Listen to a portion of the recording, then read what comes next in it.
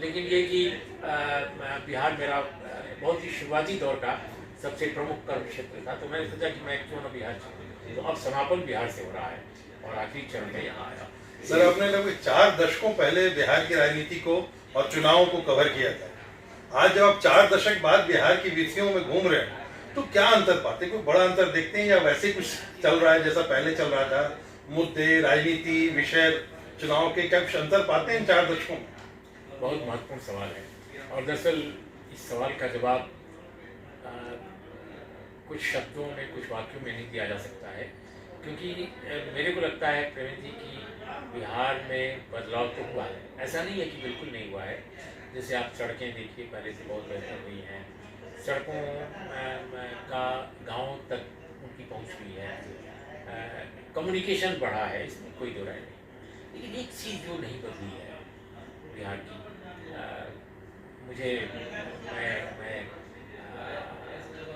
किसी तरह की ये आलोचना नहीं है, बल्कि मेरा एक ऑब्जर्वेशन है कि हेल्थ, एजुकेशन और जो एक इंक्लूसिव जो एक ग्रोथ है या डेवलपमेंट है, उस पर जितना ध्यान होना चाहिए था, इसलिए कई सरकारें आई गई। जब मैं यहाँ आया तो बिंदेश्वरी दुबे जी की सरकार थी।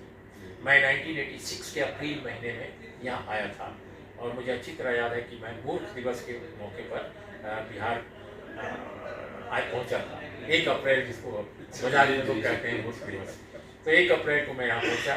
तो लोगों ने बल्कि दिल्ली में कहा भी कि तुम मूर्ख दिवस के अवसर पर क्यों जा रहे हो? दिल्ली से कोई आता है बिहार तो लोग मूर्ख कहेंगे, इसलिए जा रहे हो क्या? मैंने कहा नहीं, मैं बिहार जा रहा हूँ, मुझे विश्वास है कि मैं दिल्ली में जो जर्नलिज्म कर रहा था उससे बेहतर जर्नलिज्म करके दिखाऊंगा।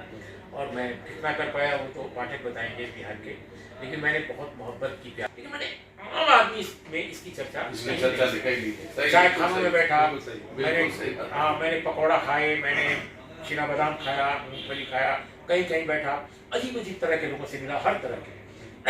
लेकिन अभी तक मैंने आम लोगों में ये चिंता नहीं देखी जो कि उधर है, दक्षिण में भी है, ऐसा मैं सुन रहा हूँ।